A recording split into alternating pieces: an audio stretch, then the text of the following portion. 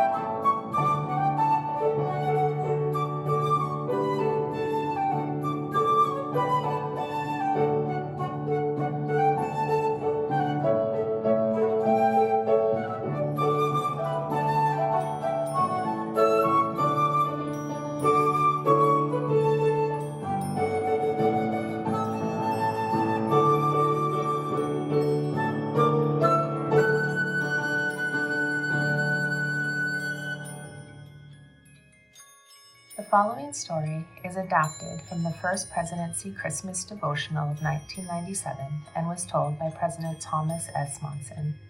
It is called A Christmas Dress for Ellen. Christmas is many things to many people, from the eager, materialistic grasping of a child for a present to the deep spiritual thankfulness of the mature heart for the gift of a Savior. If there is one common denominator, perhaps it is this: Christmas is love. Christmas is the time when the bonds of family love transcend distance and inconvenience.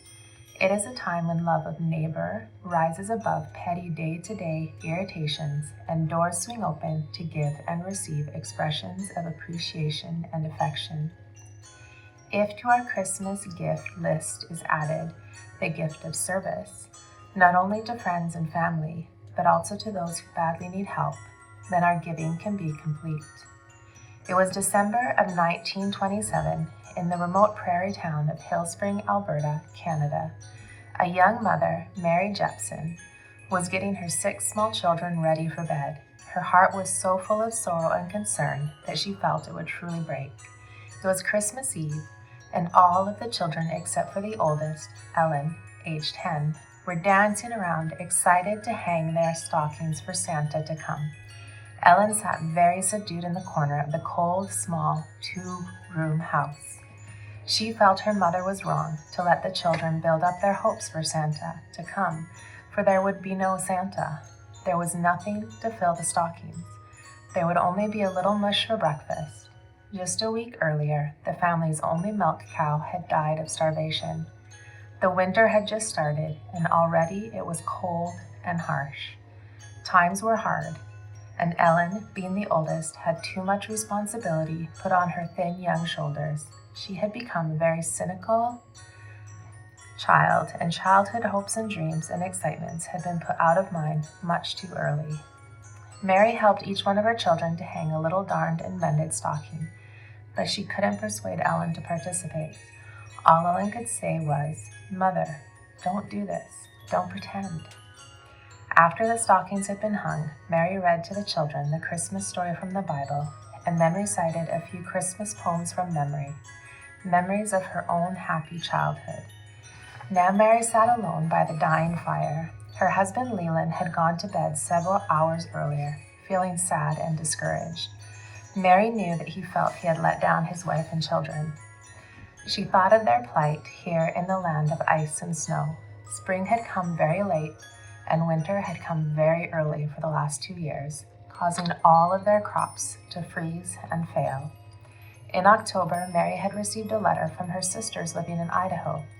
They told her that they knew that things were very hard for her, and although they had suffered some setbacks themselves, they wanted to know what they could send the family for Christmas. Mary hadn't written back right away. She was reluctant to tell them how poor and destitute the family really was. Finally, in November, seeing that things were not going to get any better, in desperation, she had written. Mary had requested only necessities. She told them of their family's urgent need for food, especially wheat, ears, flour, and some cornmeal.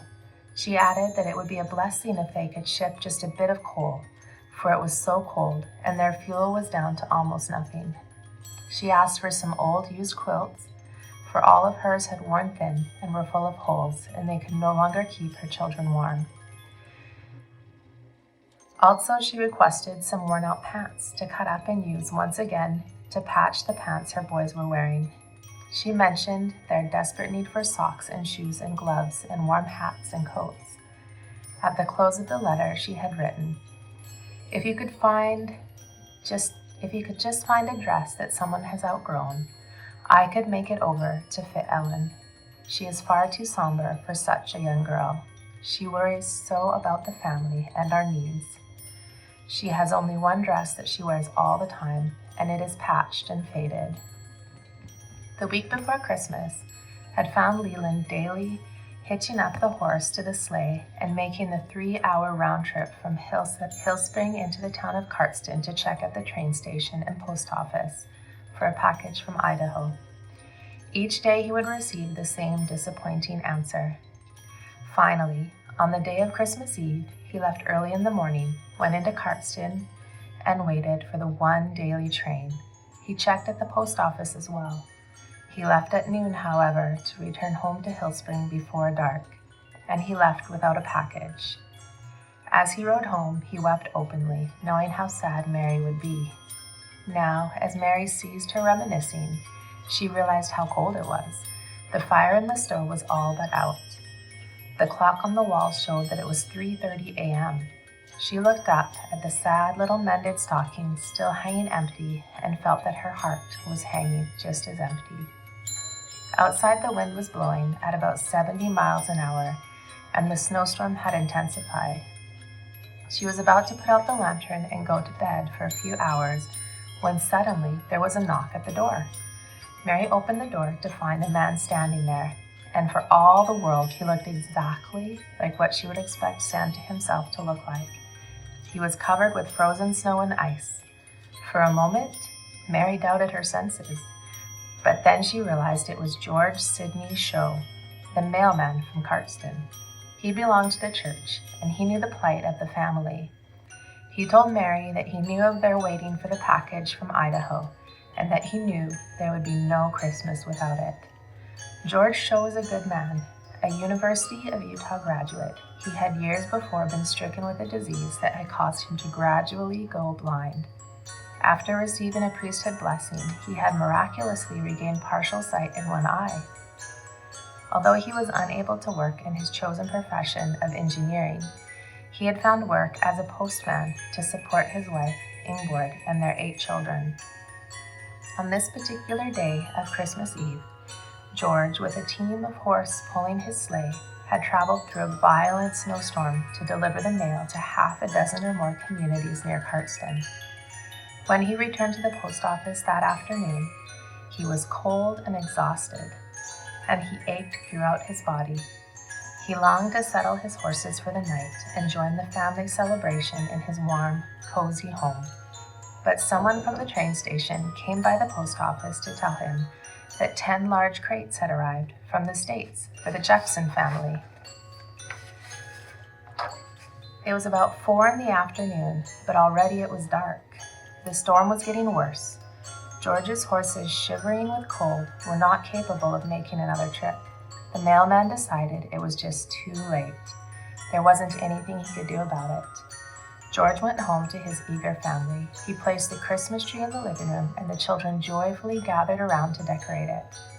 Although he was surrounded by happy activity and by the delicious aromas of traditional Danish holiday food, George could not shake off thoughts of the struggling Jepson family and the packages waiting at the post office. He took Ingrid aside, and the couple knelt in prayer for guidance. They decided that the only thing he could do was to take the crates out to the Jepsons' little isolated farmhouse in Hillspring that very night.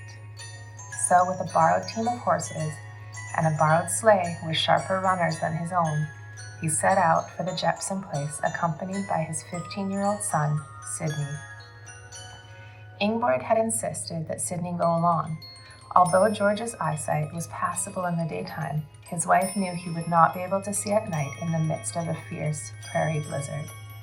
Ingrid and the children sent the father and son on their way with sandwiches and little candies and snacks and hot rocks that were wrapped in blankets to keep their feet warm through the long journey.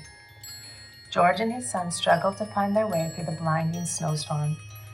Several times they felt the guidance of the Spirit as they prayed that they would reach their destination safely. With the snowdrifts deepening, hour by hour, the horses plodded along more and more slowly. At last, they arrived at the farmhouse. They were relieved to see one small light still on in the house. When George and Sidney entered the house and saw how bare and humble it was, they knew why they had felt so urgently prompted to make the trip. After the postman had told Mary about his decision to come, he and his son brought the crates into the house. Mary insisted that the two stand by the stove to get warm. She got some of Leland's clothes to replace their frozen wet clothing. It was nearly 5 o'clock in the morning when the sleigh headed back into town. It had taken George and Sidney 8 hours to get to the Jepsons' place because of the severity of the storm. They wouldn't get home until noon or later on Christmas Day. Mary thanked them both as best she could, but she always said that there was just not words enough to express their thanks. After all, how do you thank a miracle, and a Christmas miracle at that?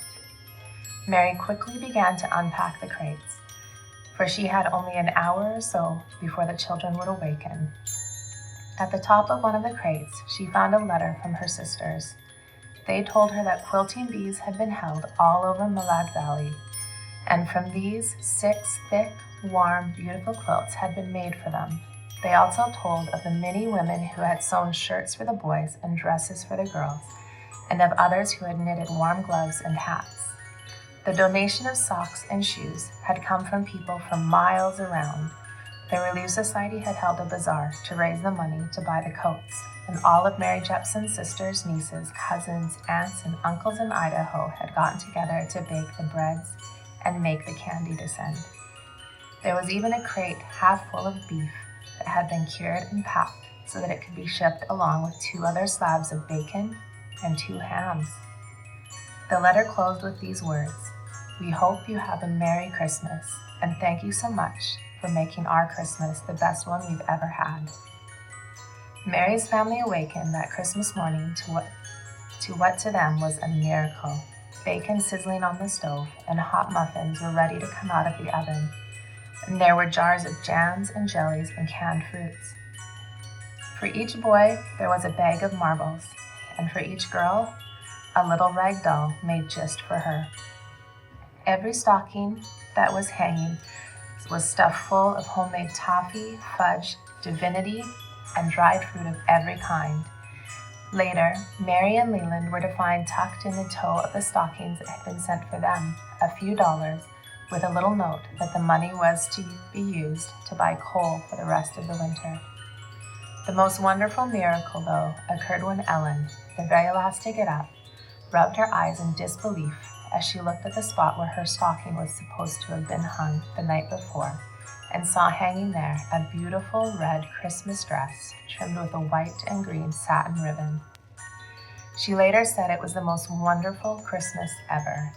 That morning, with a Christmas dress for Ellen, a childhood had been brought back, a childhood of hopes and dreams and Santa Claus and the miracle of Christmas. From a beloved Christmas hymn, we recall these lines. How silently the wondrous gift is given.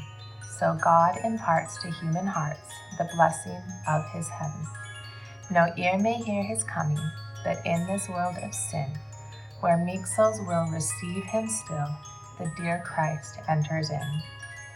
May each of us welcome the Savior of the world into our hearts and into our Christmas celebration. May we experience the joy of setting aside convenience and personal comfort, if need be, in favor of Christian service. Then may we learn, as did an ancient prophet, that when we are in the service of our fellow beings, we are truly in the service of our God.